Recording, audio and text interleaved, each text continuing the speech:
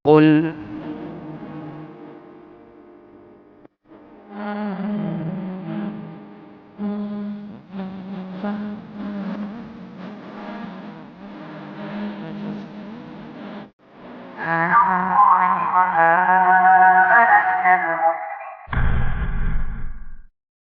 Bismillahirrahmanirrahim. Assalamualaikum warahmatullahi wabarakatuh.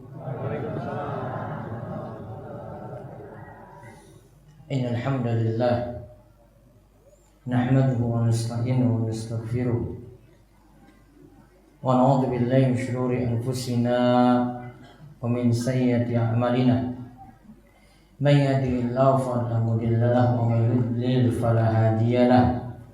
Wa asyhadu an la ilaha illallah wahdahu la syarika lah wa asyhadu anna Muhammadan abduhu wa rasuluh. Allahumma salli ala nabiyyina Muhammad wa ala alihi wa man tabi'ahum bi ihsan ila yaumiddin. Allahumma inna nas'aluka al-jannah wa na'udzubika minan nar. Allahumma inna na'udzubika min zawali ni'matik wa tahawuli afiyatik wa fujaati nikmatik wa jami'i sakhatik. Puji syukur kita panjatkan pada Allah. Salawat dan salam mugi-mugi tercurah pada junjungan kita Nabi besar Nabi Agung Muhammad sallallahu alaihi wasallam. Bapak dan ibu-ibu sekalian yang mugi-mugi senantiasa dirahmati oleh Allah. Kesempatan malam hari ini, malam Kamis apa? Pahing. Kita bersyukur atas nikmat pada malam 24 Muharram 1440 Hijriah ini. Kita semua diparingi nikmat sehat, panjang umur, dan mungkin nikmat-nikmat yang ada kita syukuri dan kita dapat manfaatkan untuk terus menambah ketaatan kepada Allah Subhanahu wa ta'ala. Allahumma amin. Salawat dan salam mugi-mugi tercurah pada junjungan kita Nabi besar Nabi Agung Muhammad sallallahu alaihi wasallam. Baik, malam hari ini kita ngaji lagi. Sebenarnya Riyadhus Shalihin, namun saya ingin lanjut surat Yasin biar cepat rampung. Terakhir kita bahas sampai ayat 62. Terus kesempatan kali ini kita bahas 2 ayat lagi, ayat 63 64. Di mana nanti di akhir kemarin saya punya PR Ji. Apa PR-nya? Wonten kuis berhadiah belanja 100.000 di Rumah Sostor. Kalau kurang yo nambahi ya. Pingin sekarang apa nanti terakhir? Sekarang saja. Yo rasa ngaji wae wis berkuis. Ya, nanti diingatkan terakhir, wis rampung sebelum pertanyaan kuis dulu. Jadi, setuju ya? Baik. Monggo dibaca surat Yasin 63 64. A'udzu billahi minasy syaithanir rajim. Hadhihi jahannamul lati kuntum tu'adun islauha al-yawma bima kuntum takfurun. Inilah jahanam yang dahulu kamu diancam dengannya. Masuklah ke dalamnya pada hari ini disebabkan kamu dahulu mengingkarinya. Hadhihi jahannamul lati kuntum tu'adun. Ini adalah jahannam yang dahulu kamu diancam dengannya. Islauhal yawma bima kuntum takfurun. Masuklah ke dalamnya pada hari ini disebabkan kamu dahulu mengingkarinya. Maka di sini disebutkan tentang jahanam dan ancaman bagi orang-orang kafir, diancam dengan neraka yang namanya jahanam. Lalu disuruh pada hari kiamat nanti atas kekufuran, disuruh orang-orang kafir untuk masuk neraka. Baik, kita lihat penjelasan saking ayat. Dari Abu Hurairah radhiyallahu anhu, Rasulullah sallallahu alaihi wasallam bersabda, "Jika datang hari kiamat, Allah memerintahkan jahanam, maka keluar darinya sekelompok orang yang nampak berkilau namun gelap. Allah Ta'ala berfirman yang artinya, bukankah aku telah memerintahkan kepadamu, wahai Bani Adam, supaya kamu tidak menyembah setan? Sesungguhnya setan itu adalah musuh yang nyata bagi kamu, dan hendaklah kamu menyembahku. Inilah jalan yang lurus. Sesungguhnya setan itu telah menyesatkan sebagian besar di antaramu. Maka apakah kamu tidak memikirkan? Inilah jahanam yang dahulu kamu diancam dengannya." Di bawahnya lagi, lalu dikatakan kepada orang-orang kafir, "Berpisahlah kamu dari orang-orang mukmin pada hari ini, hai orang-orang yang berbuat jahat." Yasin ayat 59. Manusia ketika itu dipisah antara kafir dan beriman, lalu datang dalam keadaan berlutut. Inilah yang disebutkan dalam ayat yang artinya, "Dan pada hari itu kamu lihat tiap-tiap umat berlutut. Tiap-tiap umat dipanggil untuk melihat buku catatan amalnya. Pada hari itu kamu diberi balasan terhadap apa yang telah kamu kerjakan." Baik, kita lihat tentang ayat tadi. Diceritakan pada hari kiamat Allah memerintahkan jahanam.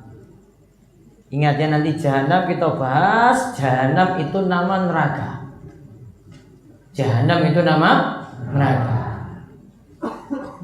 Maka hati-hati menyebut orang jahanam atau memberi nama dengan nama jahanam. Iki kok ketoknya bagus. Wah, ini kayaknya bagus nama anak ini yuk. Langsung dikasih nama apa? Jahanam. Enggak boleh. Nanti ada ceritanya sendiri tentang jahanam itu artinya apa. Lalu ketika itu dikeluarkan orang-orang yang berkilau, artinya kelihatan ketika itu, namun mereka dalam keadaan gelap. Lalu Allah berfirman mulai dari ayat, "Alam a'had ilaikum ya bani Adam alla ta'budu syaitan innahu lakum aduwwum mubin wa ani'buduni hadza siratum mustaqim wa laqad adalla minkum jibilan katsira afalam takunu ta'qilun." Lalu lanjut ayat yang kita bahas ini, hadhi jahannamul lati kuntum tu'adun. Dibacakan ayat tadi, "Bukankah dulu aku telah memerintahkan kepadamu wahai anak Adam supaya tidak menyembah setan?" Kemarin kita sudah bahas ya, kapan disebut menyembah setan, yaitu mentaati semua perintah-perintah setan. Dan kemarin kita sudah sebut ada langkah-langkah setan itu menyesatkan manusia. Totalnya ada berapa? Totalnya ada berapa? Siapa yang mau jawab? Ayo. Gak boleh lihat buku. Iya, dirinci. Sebentar, kok iki aja pura ini kok. Ngacung coba ngacung. Ya, 6. Berbuat syirik 1. Melakukan bid'ah 2. Melakukan besar 3. Enggak boleh jawab yang lain. Melakukan dosa kecil 4. Disibukkan dengan perkara yang mubah. Terus yang ke-6, disibukkan dengan amalan yang kurang afdal. Betul apa mboten niku? Ya, baik. Kuis 1 sudah terjawab. Kurang 4 lagi. Hah? Oh, nanti terserah dia milih kok. 100.000. Dah. Tadi ada 6, maka yang ikuti langkah setan berarti dia jadi sesat, apalagi kalau melakukan dosa yang pertama yaitu kesyirikan. Itu dosa yang paling besar. Urutannya nomor 1, pokoknya itu nomor pertama sebelum dosa-dosa yang lainnya. Disebutkan kemarin kalau setan sudah berhasil untuk yang nomor 1 ini, berarti setan naik jabatan. Jenderal setan itu tadi. Nah. Pokoknya jabatannya itu tambah tinggi. Ya, pokoknya jabatannya paling tinggi itu. Kalau ini belum berhasil, maka diincar yang nomor 2, nomor 3, nomor 4, nomor 5, sampai nomor 6. Ibu-ibu paham nih ibu-ibu? Ibu-ibu pengen kuis mboten? Pengen? Kok ora semangat sih ibu-ibu? Pengen kuis? Hadiahnya apa? Hah? Gamis? Waduh, gamis larang banget ya ora. 100.000 ki jilbab ora. Ini ora cukup ya jilbab itu. Nantilah ibu-ibu, nanti saya kasih kuis sendiri. Bapak sudah ya, bapak kurang 1 jatah. Nanti ibu-ibu 3. Karena ibu-ibu lebih banyak daripada bapak-bapak. Itu syarat tanda kiamat kok. Tanda kiamatnya apa? Jumlah laki-laki lebih sedikit dibandingkan jumlah perempuan. Maka pernah saya sebut itu ada hadis yang menyebutkan ada satu laki-laki sampai punya 50 istri. Ini bukan lalim penaiki, pokoknya 50 istri. Pengen 50. Satu yang ngurus ora beres, ora mikir dekat istri. Nah, itu makin dekat dengan waktu itu makin dekat kiamat. Nah, sudah. Tadi setan punya tugas menyesatkan manusia. Nah, itu tadi diancam dengan jahanam allati kuntum tu'adun, yang telah dijanjikan bagi kalian. Islauhal yauma bima kuntum takfurun. Masuklah dalam neraka tadi pada hari ini, yaitu hari kiamat, atas dosa yang kalian perbuat, yaitu dosa kekafiran. Lalu disebutkan dalam hadis ini juga, walaupun hadis ini dhaif, manusia nanti dipisah. Ini beriman, ini kafir. Termasuk yang punya hubungan kerabat dekat. Yang masih dulur sama, dipisah. Ini beriman, ini kafir. Di hari kiamat gak jadi satu. Akan dipisah. Ya, akan dipisah. Ini yang beriman sendiri, yang kafir sendiri. Gak mungkin jadi satu. Walaupun itu kerabat dekat, walaupun itu ayah dan ibunya langsung, walaupun itu dengan tetangga dekatnya, walaupun itu dengan teman dekatnya, kalau sudah beriman dan kafir, maka nanti akan dipisah pada hari kiamat. Wamtazul yauma ayyuhal mujrimun. Disuruh pisahlah, wahai orang-orang yang mujrim, orang-orang yang banyak maksiat. Yang maksiat paling besar yaitu orang-orang kafir yang berbuat kesyirikan. Lalu disebutkan di sini, lalu datang dalam keadaan berlutut menghadap Allah. Seperti disebutkan dalam surat Al-Jathiyah ayat 28. Wa tarakullu ummatin jathiyah. Dan pada hari itu kamu lihat tiap-tiap umat itu berlutut. Kullu ummatin tud'a ila kitabiha. Tiap-tiap umat dipanggil untuk melihat buku catatan amalnya. Al-yawma tujzauna ma kuntum ta'malun. Pada hari itu kamu diberi balasan terhadap apa yang telah kamu kerjakan. Berarti semua akan ditunjukkan catatan amal. Ada catatan baiknya, ada catatan jeleknya. Namun berkaitan dengan catatan yang nanti akan ditimbang, untuk yang masuk dalam timbangan pada hari kiamat itu ada 3 macam. Bisa jadi yang masuk dalam timbangan itu adalah catatan amal. Satu seperti disebut dalam hadis ini. Dua, yang dimaksudkan dalam timbangan, yang dimasukkan dalam timbangan itu adalah amalannya itu sendiri. Amalan sholatnya dimasukkan seperti itu. Kalau tadi catatan. Yang ketiga, yang kemungkinan dimasukkan lagi, yang ketiga itu adalah anggota badannya sendiri. Nanti akan ditimbang pada hari kiamat. Namun tetap mempertimbangkan amalannya juga. Bukan ditimbang nanti berat badannya itu berat maka makin berat. Bukan.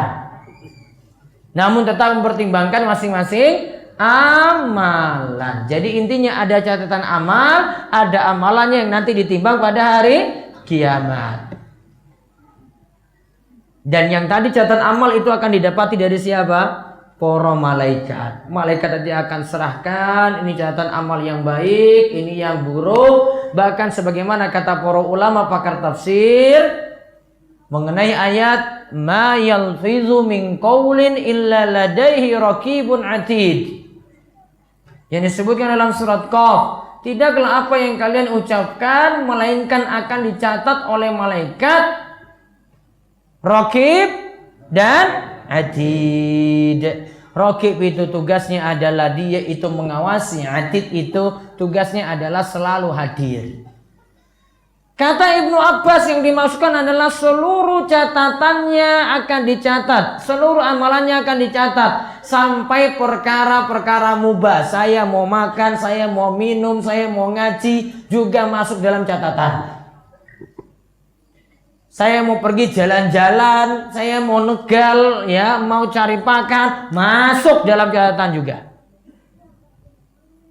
Jadi ada yang sifatnya amalan baik ya masuk dalam catatan. Ada amalan buruk juga masuk dalam catatan. Ada amalan yang tidak dinilai dosa, tidak dinilai maksiat, tidak dinilai amalan kebaikan, juga netral nilainya, mubah, masuk juga dalam catatan amal. Semua masuk. Maka harus timbang-timbang baik-baik mana yang nanti dari amal-amal kita yang pantas untuk ngasuh catatan, mana yang nanti tidak manfaatkan waktu dengan baik, kata-katanya dijaga, omongannya dijaga, yang tidak perlu ya tidak usah dibicarakan. Namun kalau perlu ya bicara. Kalau depan seperti ini mau ngaji, ya, ada yang ngisi, boleh nggak bicara ketika itu? Boleh. Bicaranya manfaat. Namun kalau bicara cuma gosip-gosip saja, cuma isu-isu saja, apa meneh? Berita-berita saja, politik-politik saja, mbok dikurangi. Apalagi sudah bicara masalah pilpres itu, ya Allah, orang sing bener loh ini. Iya kan? Ambah pusing itu. Mendingan jangan mikir pakan saya daripada mikir politik. Betul nggak ibu-ibu? Oh, ya apa-apa sudah susah mikir kayak gitu terus. Apa nasib jadi berubah nanti? Oh, enggak, nasib tuh akan berubah. Ya, tambah mumet saja. Nanti ada yang kena bully, ada yang kena pukul, ada yang kena aniaya, masuk berita koran, oh ternyata bohong. Ya wes, tadi sudah nyebar-nyebar. Politik ya kayak ngono terus loh. Yang biasa bicara politik ini bapak loh nih. Yang kayak ngerti, wah ini presiden yang paling apik, ini yang paling elek, ini yang paling jos, ini yang enggak. Kayak ngerti segalanya itu. Yang belum pakar itu jadi pakar sekali. Ya tuh bapak. Wah kali lagi nongkrong di pos kambling itu luar biasa ngomongnya itu. Wah itu orang kayak gini tuh, kayak gini yang bener. Sambil ngopi, sambil tarik apa? Tarik rokok meneh. Enggak mikir itu lagi bicara apa. Sudah cuma bicara yang manfaat. Karena nanti yang manfaat tadi itu yang akan jadi amalan baik. Yang mubah ya ora masuk hukuman. Namun yang tadi yang jelek, yang sia-sia itu nanti kena hukuman. Maka kata Nabi SAW, min husni islamil mar'i tarku ma la ya'ni. Tanda baiknya Islam seseorang adalah ia tinggalkan hal-hal yang tidak bermanfaat. Ya, jadi cari yang bermanfaat, tinggalkan yang tidak bermanfaat. Berarti ngaji itu bermanfaat enggak? Bermanfaat. Berarti sibuk ngaji terus, sibuk bicarakan ilmu tentang ngaji terus, sibuk dakwah, sibuk mengajarkan orang lain. Ya, siakan waktu. Terus dibacakan lagi di bawahnya. Dalam penjelasan tafsir Al-Quran Al-Azim karya Ibnu Katsir rahimahullah, dikatakan pada orang kafir dari Bani Adam sudah ditampakkan neraka Jahim sebagai celaan untuknya, sehingga dikatakan, inilah Jahannam yang dahulu kamu diancam dengannya. Maksudnya adalah para rasul telah datang mengingatkan kalian, namun kalian mendustakan mereka. Baik, lihat. Kalau di akhirat diancam dengan jahanam kalau siapa saja mendustakan para rasul. Dan ingat, di dunia juga punya hukuman sendiri. Siapa saja yang berbuat syirik, berbuat kekafiran, berbuat dosa besar, Allah itu bisa murka. Ya, Allah itu bisa murka. Sekarang dengar berita, ada berita apa di TV itu? Gempa di mana? Banyak korban nggak? Banyak. Ya, kira-kira itu ada sesuatu nggak? Sampai kok mengerikan sekali loh, Bi. Malah iki lebih besar dibanding Aceh itu kemarin. Padahal gempanya baru 7 itu. Iya kan? Namun ada yang ditenggelamkan itu sak kelurahan loh itu. Ditenggelamkan dalam tanah. Tahu kisahnya Nabi Lut dulu kenapa?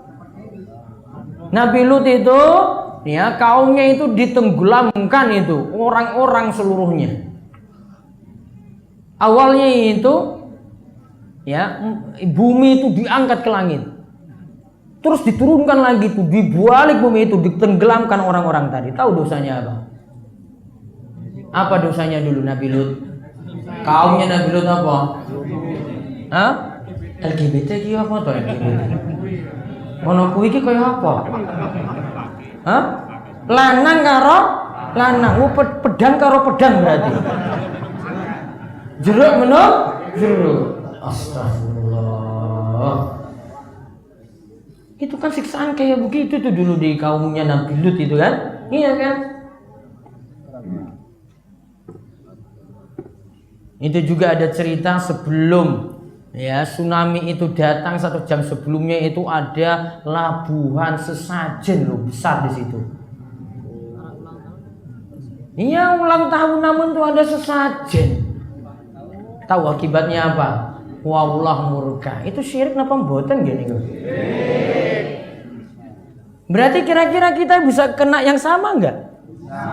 Bisa. Berarti siap-siap saja. Kalau nggak mau ngaji lagi, nggak mau ngibadah lagi, syirik lanjut lagi, kira-kira bisa datang yang sama atau tidak? Bisa. Bisa.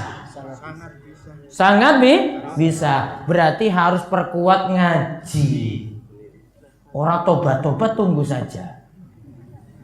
Hukuman itu tidak dikenakan pada tiang kafir, pada pelaku dosa besar saja. Wong-wong soleh juga kena nanti di situ. Namun dia akan dibangkitkan pada hari kiamat tergantung niatannya. Kalau dia orang soleh selamat nanti di akhirat. Namun juga sama nanti kena hukuman yang sama di dunia. Artinya ada tsunami kena juga. Ada gempa juga akan kena. Berarti tugasnya ayo tobat, tinggalkan kesyirikan. Niki urung tobat-tobat itu nanti tunggu aja itu.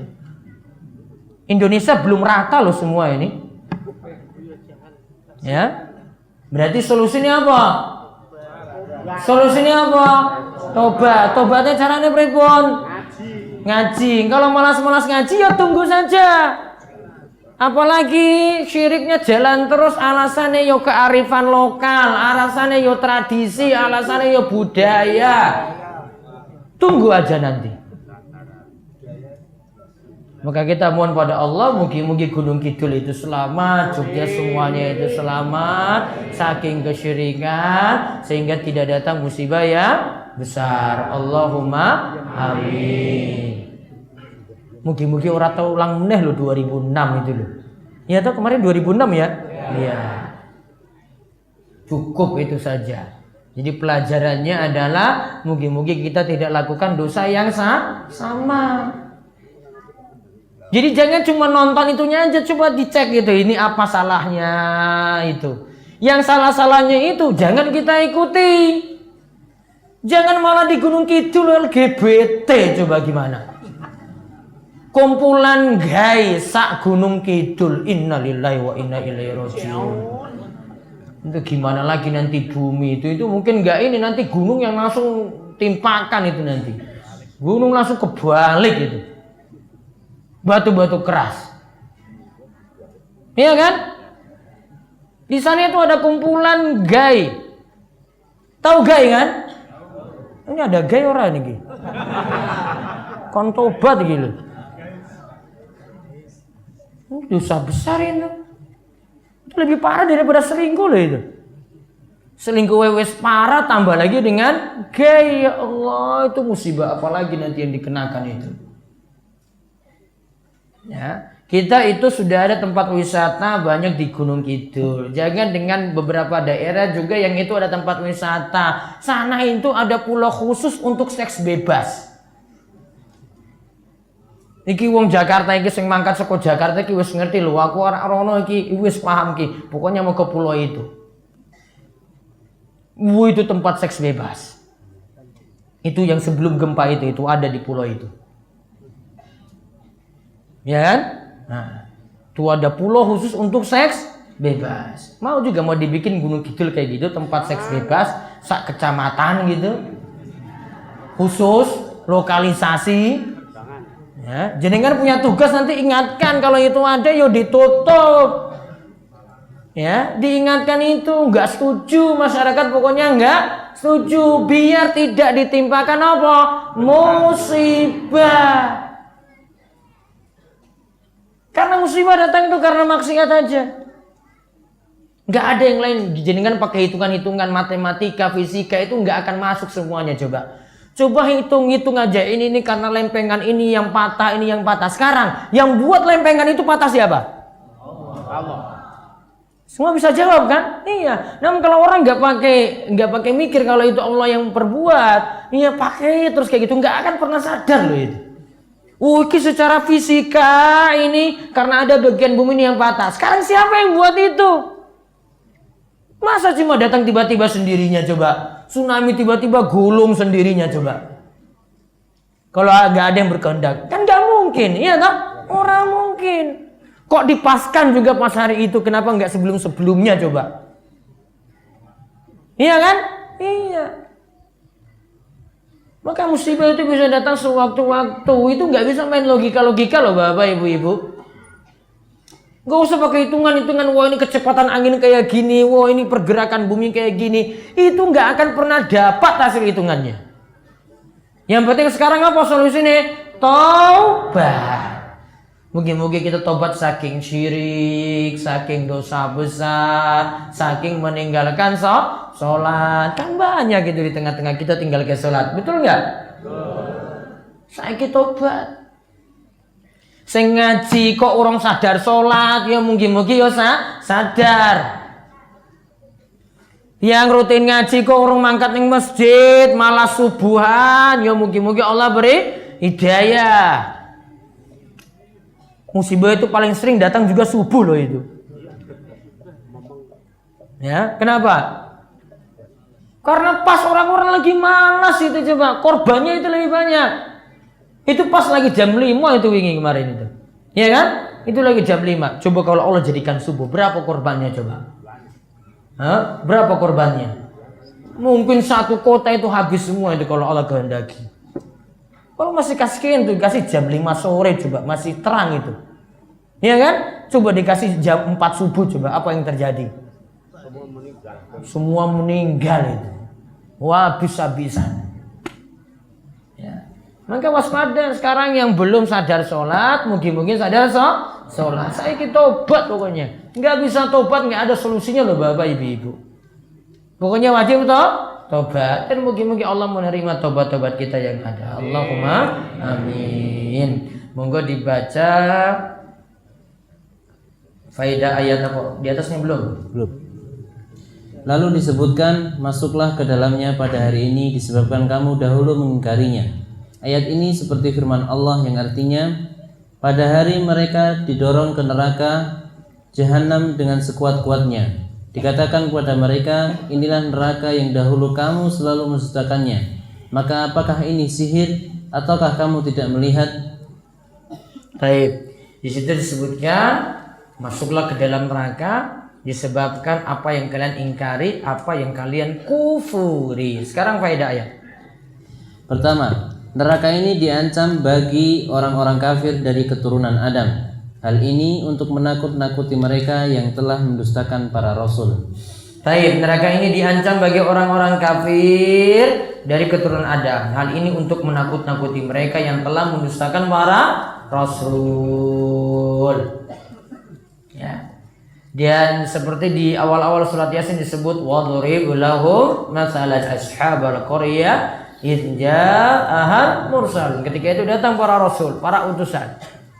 Iz arsalna ilaihim musnaini. Diutus yang pertama itu 2. Fazaz Nabi Salisin, dikuatkan lagi jadi 3 orang. Faqalu inna ilaikum mursalun, ya. Mereka katakan kami datang kepada kalian sebagai utusan. Namun 3 ini didustakan pula. Maka hati-hati bagi siapa saja yang mendustakan Rasul bisa kena musibah. Siapa yang gak mau manut pada ajaran Allah bisa datang musibah besar. Semuanya disebutkan dalam ayat-ayat ini. Terus yang kedua, ada beberapa nama neraka. Jahim, Jahannam, Lagha, Sa'ir, Saqar, Hutamah, Hawiyah. Nah, di sini dalam ayat disebutkan Jahannam. Hati Jahannamul lati kuntum tu'adun. Nanti kita lihat lagi ada nama yang lainnya, Jahim, Lagha, Sa'ir, Saqar, Hutamah, Hawiyah. Terus 3. Sebab masuk neraka dari ayat ini adalah karena kufur terhadap ayat-ayat Allah dan mendustakan Rasul sallallahu alaihi wasallam.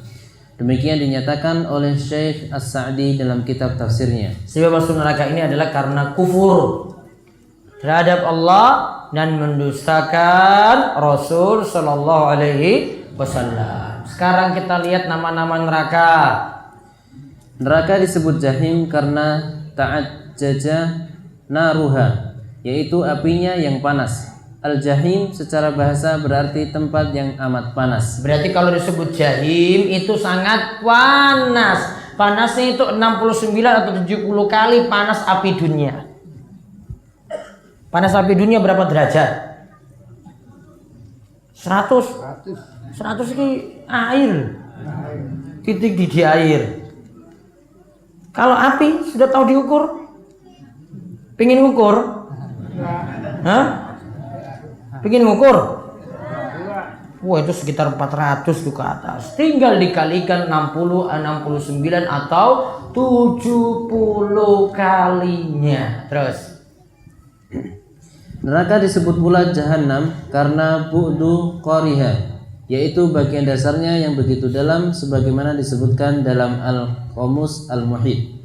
Secara bahasa arti Jahannam adalah sumur yang dalam. Nah, Jahannam itu artinya sumur yang dalam. Coba kita lihat keterangannya di bawah. Dalamnya neraka disebutkan dalam hadis berikut. Dari Abu Hurairah radhiyallahu anhu, ia berkata, kami dulu pernah bersama Rasulullah sallallahu alaihi wasallam. Tiba-tiba terdengar suara sesuatu yang jatuh. Nabi sallallahu alaihi wasallam lantas bertanya, tahukah kalian apakah itu? Para sahabat pun menjawab, Allah dan Rasulnya yang lebih mengetahui. Nabi sallallahu alaihi wasallam kemudian menjelaskan, ini adalah batu yang dilemparkan ke dalam neraka sejak 70 tahun yang lalu dan batu tersebut baru sampai di dasar neraka saat ini. Hadis berapa lama tadi? 70 tahun. Batu saking ujung baru sampai dasar itu setelah 70 tahun. Kira-kira dalamnya berapa meter itu? Bisa dihitung? Hah? Bisa dihitung? Masuk akal nggak? Masuk nggak? Bisa dihitung nggak? Coba pakai kalkulator coba. Berapa kira-kira? Nggak bisa juga kan? Pokoknya sangat-sangat dalam. Dari ujung atas sampai ke bawah dasarnya itu batu dilempar itu 70 tahun baru nyampe itu di dasar. Berarti neraka masih muat banyak ya kayaknya ya. Iya toh? Masih muat banyak orang nggak? Masih. Ya. Iya toh? Kalau diisi masih bisa ditambah nggak? Masih. Wah itu dari 70 tahun itu baru nyampe sampai dasar. Makanya neraka disebut jahanam. Artinya apa jahanam? Sumur yang dalam. Terus Neraka juga disebut ladha karena sifatnya yang menyala-nyala. Ladha artinya menyala-nyala. nah sifatnya menyala-nyala maka disebut ladha. Lalu Nama lain neraka juga adalah sa'ir karena sesuatu yang dinyalakan dan berkobar. Sa'ir artinya nyala api. Taib. Sesuatu yang dinyalakan dan berkobar itu namanya sa'ir. Itu nama lain dari neraka. Terus Neraka disebut pula sakor, artinya menghanguskan karena neraka itu sangat-sangat panas. nah seperti disebutkan dalam surat Al-Mudaththir, masalakakum fi sakor. Kenapa kalian itu bisa masuk dalam neraka? Sakor. Sakor sini artinya apa? Menghanguskan. Ya, jadi gosong langsung seketika itu bulan. Terus Disebut hutamah, artinya memecahkan dan menghancurkan. Karena setiap yang dilemparkan dalam neraka akan hancur. makanya disebut apa? Hutamah. Apa artinya? Hancur. Karena setiap yang dilemparkan dalam neraka itu akan hancur. Terus Disebut hawiyah, artinya jatuh dari atas. Karena orang yang dimasukkan dalam neraka dijatuhkan dari atas ke bawah. jadi dijatuhkan dari atas sana ke bawah. Maka kalau neraka ya tingkatannya itu dari atas ke bawah. Kalau surga itu makin bagus tuh makin ke atas derajatnya makin tinggi makin bagus. Surga yang paling tinggi surga apa? Firdaus. Mugi-mugi kita dapat surga yang paling tinggi. Bisa bersama juga dengan kanjeng Nabi. Allahumma amin. Yang penting punya iman yang benar sehingga bisa bersama kanjeng Nabi. Jangan sampai punya cita-cita bersama kanjeng Nabi namun masih pakai jimat, raja, pesugihan, senangnya datang ke dukun, orang pintar. Apa mungkin seperti itu bareng kanjeng Nabi nanti di surga? Enggak mungkin. Maka orang yang ingin masuk surga syarat utamanya adalah harus meninggalkan kesyirikan dan itulah yang akan membuat dia selamat dari neraka. Terus pembahasan yang terakhir kufur dan syirik. Imam Nawawi rahimahullah berkata, syirik dan kufur kadang dimaknakan sama, yaitu ingkar kepada Allah. Namun kadang pula dibedakan. Yang dimaksud syirik adalah bentuk ibadah kepada berhala dan makhluk lainnya. Namun orang yang berbuat syirik itu sejatinya mengenal Allah sebagaimana keadaan kaum kafir Quraisy. Sedangkan kufur lebih umum daripada syirik. Taib. Ada yang menyamakan antara syirik dan kufur, ada yang menyatakan itu berbeda. Terus ada perbedaannya di bawah mufti. Mufti Kerajaan Saudi Arabia di masa lampau Syekh Abdul Aziz bin Baz rahimahullah menyatakan bahwa kufur adalah menolak kebenaran. Contohnya menolak wajibnya sholat, menolak wajibnya zakat, menolak wajibnya puasa Ramadan, menolak wajibnya haji ketika mampu, atau menolak wajibnya berbakti pada orang tua dan semisal itu. Contoh lainnya pula menolak haramnya zina, menolak haramnya minum-minuman keras, menolak haramnya durhaka pada orang tua atau semisalnya. Adapun syirik adalah memalingkan ibadah kepada selain Allah. Contohnya istighatsah atau berdoa meminta tolong diangkatnya musibah kepada orang yang telah meninggal dunia, yang gaib, tidak ada, kepada jin, patung, binatang atau semacam itu. Ya, bintang, patung bintang, karena dia menyembah bintang juga. Terus contoh bentuk syirik pula adalah menyembelih dan bernazar kepada selain Allah. Dan boleh boleh kita menyebut orang kafir itu musyrik atau menyebut orang musyrik dengan istilah kafir. baik. Kalau penyebutannya masih boleh menyebut orang musyrik itu kafir atau orang kafir itu musyrik. Namun kalau lihat contoh-contohnya berbeda. Kalau kafir atau kufur itu artinya menolak kebenaran. Contoh, menolak sholat itu wajib walaupun dia kerjakan sholat. Menolak puasa Ramadan itu wajib. Menolak zina itu haram. Atau menolak LGBT itu haram. Itu kafir. Dia menolak kebenaran. Sedangkan syirik adalah bentuk ibadah kepada selain Allah. Istighosah. Istighosah itu artinya minta tolong ketika musibah itu datang. Misalnya musibah itu lagi datang, dia beri tumbal pada selain Allah, kemudian dilabuhkan, dilarung di mana? Laut mana? Pokoknya saiki tak tegas pokoknya ini, biar nggak kena gempa, biar nggak kena tsunami. Karena kalau nggak paham-paham ini, wah nanti itu terus berlanjut. Karena itu terus berlanjut, ya tunggu saja. Tunggu apa datang? Tunggu gempa atau tsunami. Sudah siap? Belum. Kalau belum siap ya makanya tobat, tinggalkan yang syirik syirik. Niki paham apa dereng ya niki? Hah? Siap ninggalkan? Siap ninggalkan apa? Hah? Siap tinggalkan? Syirik. Sing duwe raja. Apa kerisnya itu dianggap sakti? Ya, atau punya jimat-jimat. Apa lagi tadi? Aki ora masalah kecuali ada isinya. Oh, aki biasa guru murahan ya ora masalah. Namun kalau dianggap wah ini nanti lancarkan rizki, ini nolak bala, ini nolak musibah, ya berarti jimat. Jimat ini adalah syirik. Terus apa meneh? Hah? Iki nyebut wae ora apa-apa, men ora kena tsunami apa gempa iki lho. Disebut saja biar dibahas. Apa lagi?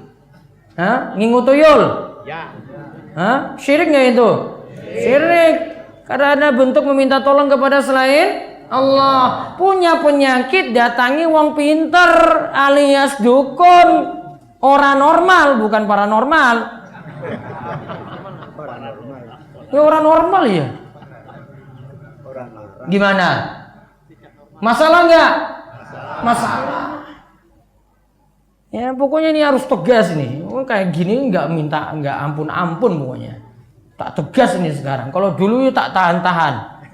Ya. Karena sudah ada tsunami, sudah ada gempa, pokoknya tak tegasin sekarang ini. Ya, biar tobat semuanya. Kalau kemarin saya nggak berani ngomong kayak gini loh. Masalahnya tsunami sudah datang. Biar Gunung Kidul nggak kena, yuk harus tegas. Kalau enggak, jenengan nggak paham-paham terus. Ya, setuju nama mboten iki?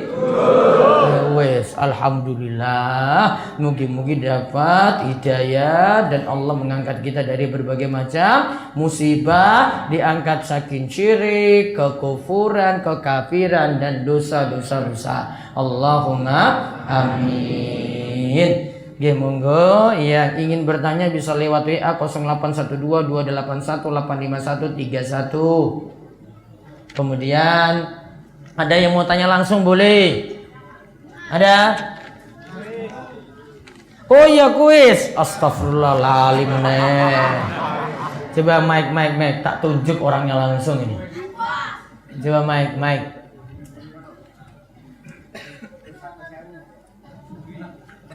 Siap. Ibu-ibu saya bawa Bapak. Oh ibu-ibu, mana mic?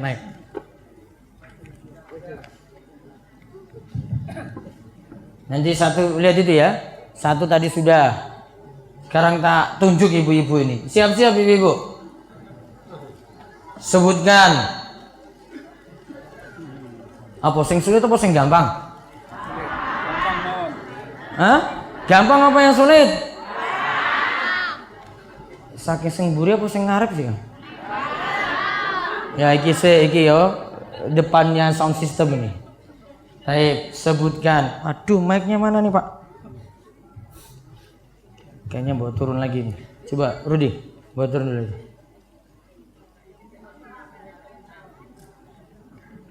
Nah, tunggu situ. Sebutkan.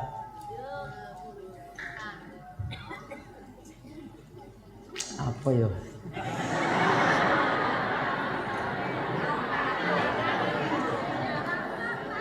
Apa pengertian jahanam? Iki yang saya lihat tadi. Coba kasih mic. Niki sumur yang dalam. Kok disebut sumur yang dalam? Apa neraka ke sumur? Terus kenapa sumur yang dalam? Dalamnya pirang meter? Berapa lama tadi batu itu jatuh? Nah, wes 2. Diingat nanti ya. Ini aduh harusnya kasih kupon nih. Ada kupon nggak? Waduh nggak ada. Terus yang tengah. Tengah ya. Waduh. Coba mic-nya dikasih ke tengah dulu. Oh iya, nama siapa Bu? Romya. Oh ini yang jawab lagi. Dari mana? Hah? Dari Ngasem nih. Kasih. Romya. Terus tadi Pak siapa? Purnawan. Saking? Sabtosari. Saking? Ngasem. Mencari dapat kuis yo. Kok hari ini kok muncul banget ya. Terus tengah siap. Mic-nya mana mic? Mic-nya pundi? Ya. Kasih ke belakang lagi Bu. Ji, engko tak tunjuk sik ya.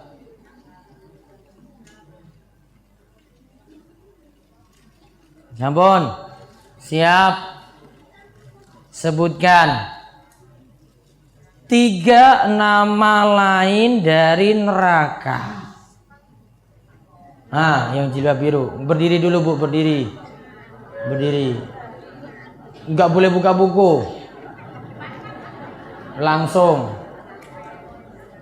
Ibu siapa dari mana? Siti dari Papa. Iki kok kabeh kok wong ini ya. Radio ya Bu Siti dari Papa. Nggih monggo. 1. Jahanam. 2. Sa'ir. 3. Sakor. Kok gampang banget sih soalnya ya. Wes catat. Sudah berapa? 3. Wes ning buri meneh ayo mic-nya diranting lagi ke belakang. Terus lagi.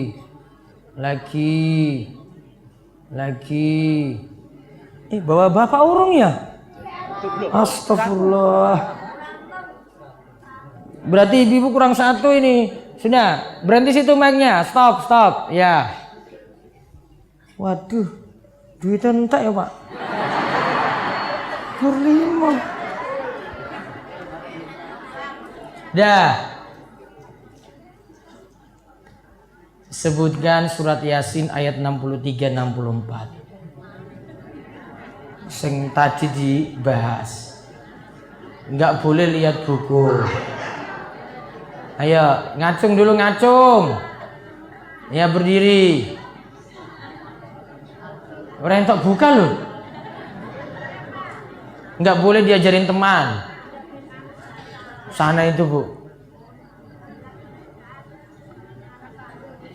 Ya. Ayo Bu. 2 ayat, kurang ayat loh. Ya.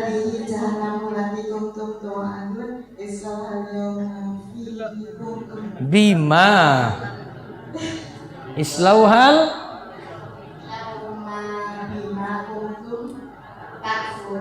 Oh ya. Wes. Siapa nama ibunya? Bu Yani. Dari? Karangasem.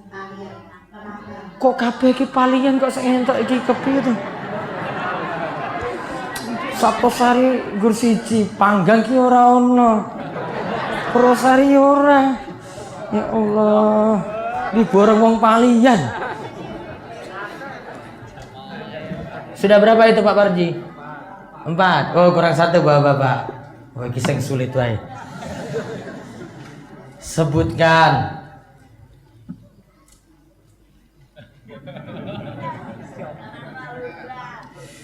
Apa mau ya? Tak lihat bocoran dulu. Nah, sebutkan 1 contoh perbuatan kafir, 1 contoh perbuatan syirik. Sebentar. 1 contoh perbuatan kafir, 1 contoh perbuatan syirik. Endi to iki, Bapak? Coba.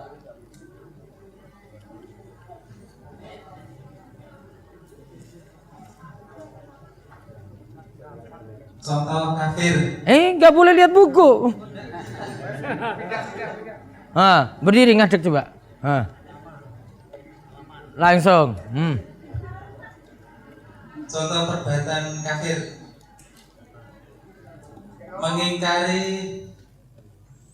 Al-Quran. Ya, betul. Contoh perbuatan syirik. Percaya dengan dukun.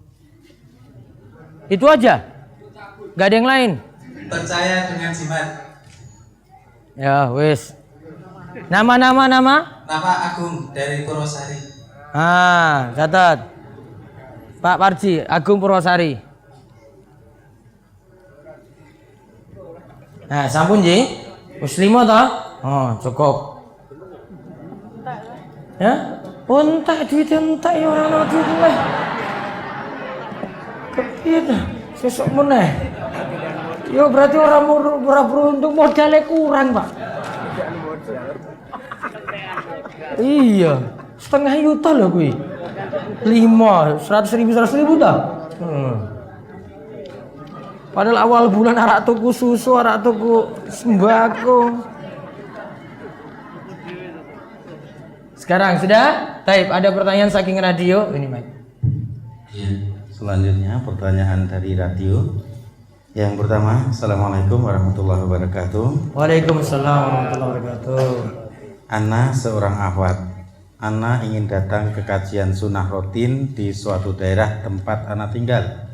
Tapi tempat-tempat kajian tersebut jaraknya cukup jauh di rumah. Mungkin 25 km hingga 50 km maksimal jarak yang ditempuh. Atau kira-kira 1 sampai 1,5 jam perjalanan dari rumah. Jaraknya berapa kilo? 1,5 jam atau Berapa 25 sampai 50 km. Nah, terus ditanyakan. Pertanyaan, bolehkah Ana pergi berdua dengan seorang teman akhwat tanpa didampingi mahram demi menghadiri kajian sunnah dan menuntut ilmu syar'i? Terima kasih Ustaz. Itu malam apa siang-siang?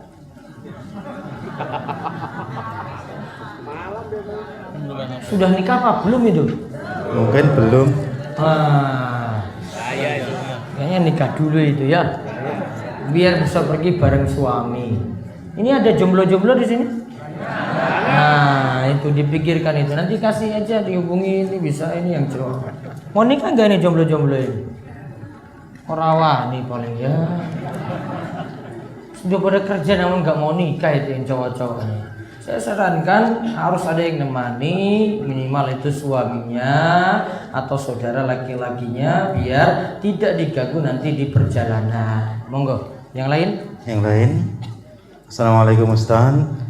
Saya mau tanya, saya mempunyai keinginan untuk umroh, tetapi suami saya seperti tidak memberikan izin dengan alasan yang tidak jelas. Setiap saya ajak, pasti selalu menghindar. Padahal saya ingin sekali umroh. Bagaimana hukumnya jika saya tetap berangkat tanpa izin suami? Mohon penjelasannya, karena saya pernah mendengar bahwa suami adalah surga dan neraka istri. Terima kasih. Istri tidak boleh pergi umroh tanpa ditemani suami. Walaupun suami izinkan dia pergi sendiri nggak boleh.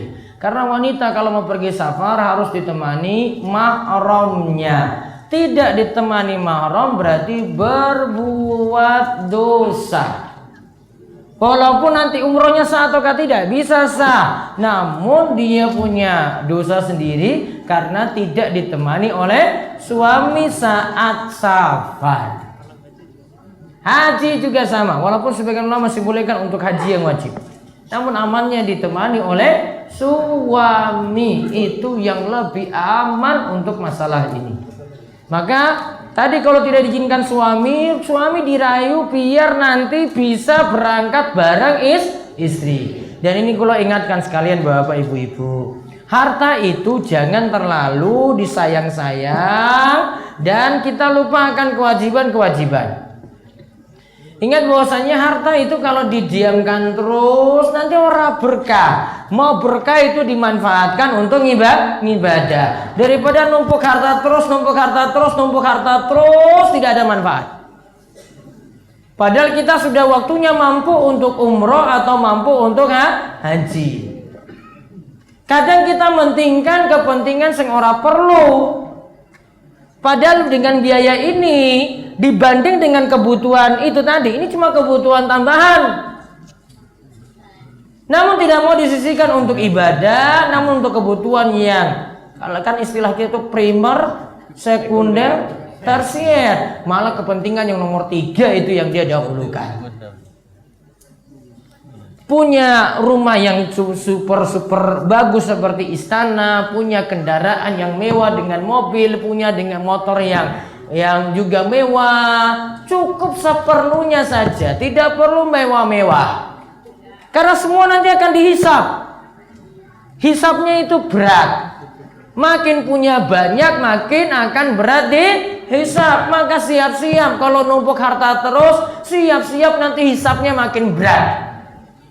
Maka jangan terlalu sayang-sayang dengan harta, kecuali untuk jalan kebaikan. Yang sudah mampu untuk umroh, segera umroh. Kita ulang-ulang terus loh. Disuruh beli sapi 50 juta mampu, padahal cuma bisa beli lagi nanti dengan harga yang di bawah itu ada. 25 juta itu bisa umroh. Dia nggak butuh motor, dia nggak butuh mobil, cuma butuhnya itu motor. Kalau memang kebutuhannya seperti itu, penuhi dulu kebutuhan. Nggak usah terlalu banyak gaya. Tahu banyak gaya? Tahu. Mau dipandang-pandang orang terus. Ingat kewajiban ada. Harta kita akan dihisap. Maka kurangi utama gaya. Kita itu butuh bekal loh Bapak Ibu. Hidup itu cuma sementara. Apa manfaatnya harta kalau tidak dimanfaatkan coba? Numpuk terus punya manfaat? Tidak. Punya manfaat nggak? Nggak ada manfaat. Jangan bolak-balik mau rumah 1 lantai, mau 2 lantai, 3 lantai, 10 lantai coba. Kalau memang nggak butuh ya nggak perlu. Seperlunya saja kalau untuk kebutuhan. Paham ini Bapak Ibu mungkin? Nggak usah banyak lihat tetangga, nggak usah panas dengan tetangga, nggak usah panas kalau ada yang kaya, nggak usah panas kalau ada yang punya motor baru, nggak usah panas kalau ada yang punya mobil baru. Itu urusannya masing-masing, dia nanti dihisap sendiri. Jenengan nggak ngurus orang akan selamat. Namun nggak usah kejar-kejar orang untuk urusan dunia. Kejar apa kalau gitu? Kejarlah akhirat. Kita itu kadang ibadahnya kurang, namun kalau masalah dunia itu cari mati-matian. Kalau ngaji nggak mau mati-matian. Namun kalau untuk urusan dunia apa? Cari mati-matian dari pagi kembali lagi subuh lagi, sama juga seperti dunia terus yang dibikin. Sekarang sok. Apa tidak capek kejar dunia terus? Hah? Suatu saat akan jenuh loh itu kejar dunia. Capek itu kejar dunia. Padahal kita itu butuh bekal yang banyak sekali. Bekal kita masih sedikit, stop. Ya. Semua ini yang dengar ini, bukan hanya yang ada di sini saya, termasuk warga sini juga. Yang di luar sini juga sama. Stop kejar dunia. Nggak akan pernah sampai itu ke tujuan. Tujuan kita itu cuma kampung kita. Kampung kita kapan? Akhirat. Itu saja kampung kita, nggak ada kampung lagi yang lainnya. Tempat kembali cuma akhirat saja, tidak ada yang lainnya loh. Mau kembali lagi kemana? Kita cuma kembali ke akhirat saja, butuh bekal amal. Tidak ada lagi bekal yang lainnya. Maka kalau saya lihat ada orang kaya, kok orang munggah umroh, kasihan sekali. Nambah harta terus, numpuk ini, terus numpuk aja apa yang ada. Tunggu aja suatu hari akan nyesal itu dengan seperti itu. Stop itu kejar dunia. Sekarang ganti prinsipnya, ganti mindsetnya, ganti jalan pikirannya, kejar akhirat. Kalau ada tetangga itu lebih darimu itu urusan akhirat, kejar dia urusan akhirat. Bukan kejar dia urusan motor, urusan mobil, urusan rumah. Stop untuk urusan-urusan kayak gitu. Paham Bapak Ibu? Paham Ji? Kalau saya jelasin kayak gini berarti nanti jenengan akan utang itu semakin berkurang. Karena nggak mikir banyak orang terus. Nggak mikir tetangga terus, namun mikir diri masing-masing. Terus ada lagi? Ya. Hah? Ya, coba ada mic. Monggo Bu, kalau ingin bertanya langsung silakan berdiri.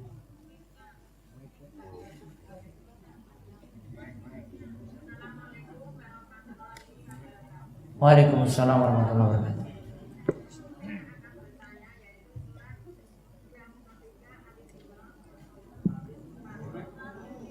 Surat ketiga Ali Imran.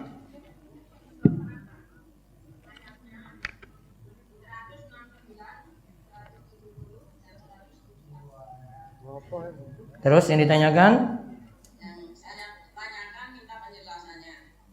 Saya tunda dulu Bu ya, nanti ini saya bahas dulu sendiri seperti itu karena ini butuh pembahasan lagi sendiri. Baik. Al-Baqarah Ali Imran ayat 169 dan 170 dan 171. Baik. Minta penjelasannya. Iya. Saya mohon maaf nanti untuk berikutnya penjelasan tentang ayat-ayat saya belum bisa jelaskan langsung karena ini butuh pembahasan tersendiri. Saya perlu butuh buka buku tafsir, sedangkan referensi saya di sini terbatas sekali. Saya butuh banyak baca. Ya, baik. Dan saya tunda dulu. Ya, monggo lanjut lagi. Ya. Lanjutkan pertanyaan dari Radio. Ustadz, amalan apa yang bisa dilakukan ketika seorang wanita haid dan apa hukum asuransi BPJS? Asuransi BPJS bagi orang yang butuh saja. Kalau tidak terlalu butuh, ya mendingan tidak perlu dia buat kecuali kalau dalam keadaan terpaksa. Terus yang pertama tadi, Amalan apa yang bisa dilakukan ketika seorang wanita haid? wanita haid tidak boleh sholat, tidak boleh puasa, tidak boleh hubungan intim dengan suami, namun masih boleh zikir, masih boleh baca Al-Quran, namun tidak boleh nyentuh langsung, masih boleh hadiri majelis ilmu, masih boleh datangi masjid selama tidak mengotori masjid. Lagi ada? Iya. Assalamualaikum Ustaz. Waalaikumsalam warahmatullahi wabarakatuh. Kalau suami istri bersentuhan wudhu, apakah batal sholatnya? Kalau suami istri bersentuhan, ya, suami istri, berarti suami nyentuh istrinya siapa? Istrinya sendiri. Harus tak jelaskan lagi. Nanti tak jawab, nanti orang paham, nanti nyentuh istri orang lain.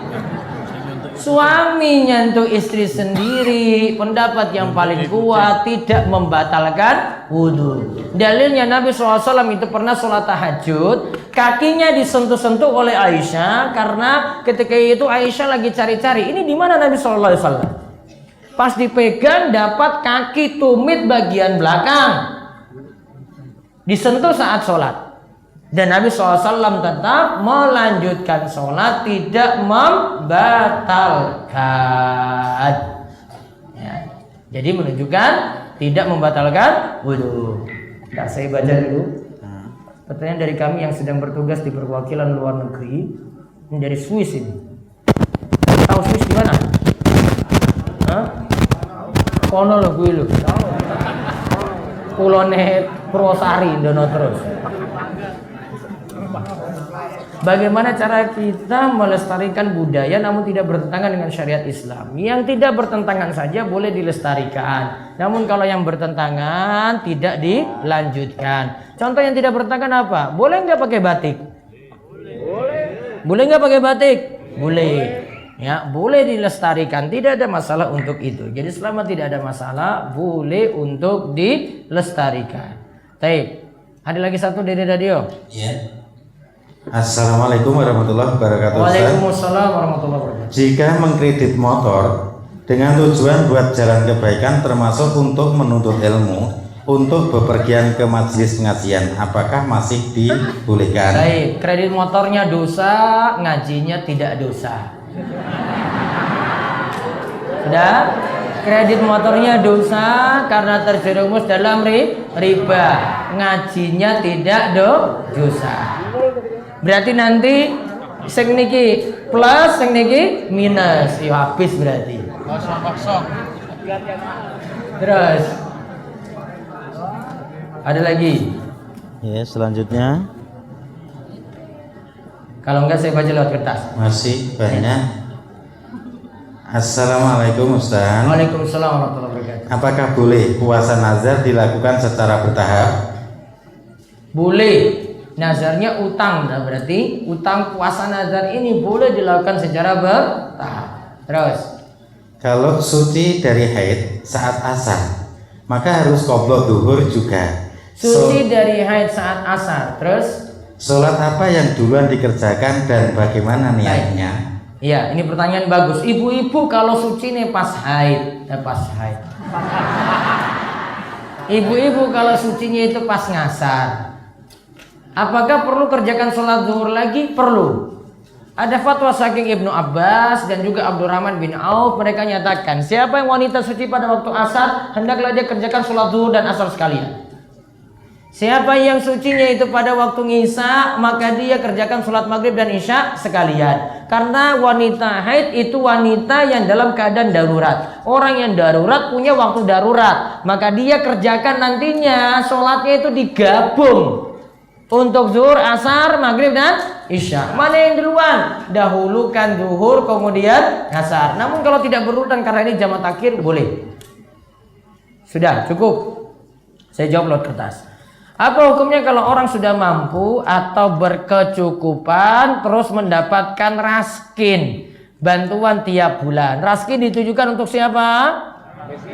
Ya, berarti hanya boleh orang miskin. Kalau orang sugih berarti dapat harta yang tidak halal. Jadi orang sugih wes cukup, nggak usah ngambil itu beras raskin. Apakah benar Allah tidak akan melihat sholat seseorang yang kain, celana atau sarung menutupi mata kaki? Pengertiannya itu pada hari kiamat Allah tidak akan melihatnya. Namun yang aman memang kalau mau sholat celana di atas mata kaki. Saya adalah orang yang aktif dalam chatting di WhatsApp. Suatu hari ada seorang ikhwan yang di chat saya di WhatsApp-nya. Saya sebenarnya suka sama dia, tapi saya sebel.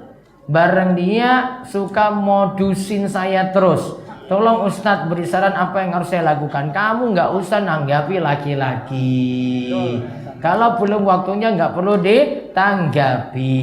Apakah jika kita mengamalkan ilmu yang kita dapat dari sekolah yang menggunakan software bajakan untuk media pembelajarannya membuat hasil kerja kita menjadi haram? Yang berdosa itu sekolah.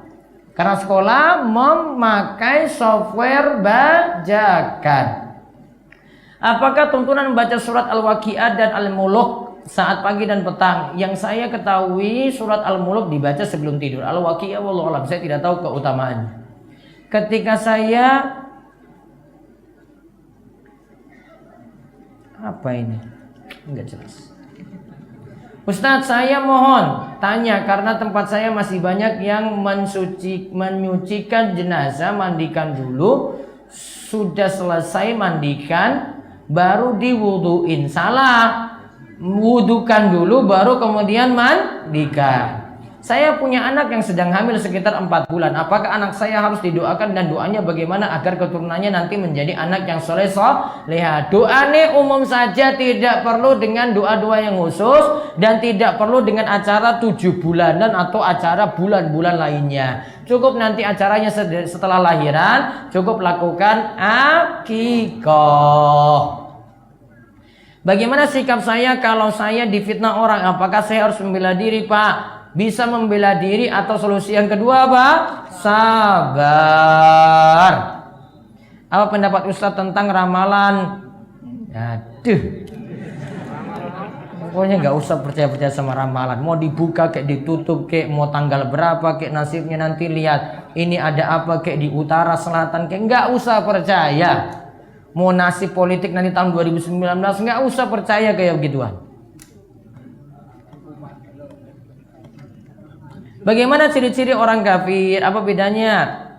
Azab dan musibah serta bala. Semuanya sama. Azab, musibah, bala itu semua karena dosa. Bagaimana ciri-ciri orang kafir? Tadi orang kafir menolak kebenaran. Bagaimana cara mengajak teman untuk mengikuti sebuah kajian agar teman tersebut merasa tertarik mengikuti kajian, namun dia selalu menolak meskipun sudah saya beritahu. Tugas kita cuma mengajak, tidak memaksa. Apakah banyaknya gempa yang terjadi baru-baru ini adalah salah satu tanda bahwa telah dekatnya hari kiamat? Iya, kiamat sebentar lagi. Ya, sudah siap kiamat datang? Pokoknya siap-siap saja. Waktu semakin dekat, nggak usah tunda-tunda. Pokoknya persiapan amal terus. Ciri-ciri zahir orang Yahudi gimana? Kalau lahirianya wallahu alam, saya tidak tahu. Yang dimaksudkan 70 tahun itu 70 tahun dunia atau akhirat Ustaz? 70 tahun berarti standarnya dunia tadi. Wallahu alam. Karena lagi bicarakan tentang masalah di dunia. Saya kalau mendengar berita gempa bumi, saya merasa ketakutan atau trauma. Bagaimana cara menghilangkan rasa takutnya? Perbanyak ibadah saja, banyak istighfar pada Allah, banyak tobat pada Allah. Kalau saf pertama perempuan dari belakang sebelah selatan. Kalau saf kedua dari sebelah mana Ustadz? Pokoknya dibuat dari belakang, terus depannya lagi, seterusnya seperti itu. Saya dari Ngelipar. Pertanyaan saya di wilayah saya itu akan membangun musola tapi beda paham. Bila membantu baik tenaga atau materi boleh atau tidak? Mohon dijelaskan. Silakan bantu dengan niatan cuma mendukung yang amalan-amalan yang benar-benar saja, bukan mendukung maksiatnya. Sebelum saya tutup ada pengumuman untuk tanggal 5, 6, 7 saya mohon maaf tidak ada pengajian karena saya minta izin mau mudik terlebih dahulu ngurus masjid. Ya, nanti insya Allah Senin saya sudah balik lagi. Maka kajian malam Sabtu di Karangrecek libur, kajian Sabtunya juga libur, kajian Ahad apa besok? Kliwon juga libur. Ya, untuk itu ya mudah-mudahan kita bisa terus istiqomah dalam ngaji. Allah panjangkan umur kita dalam kebaikan. Kita tutup kalian doa kafaratul majlis. Monggo. Subhanallahumma bihamdika asyhadu an la ilaha illa anta astaghfiruka wa atubu ilaik. Assalamualaikum warahmatullahi wabarakatuh.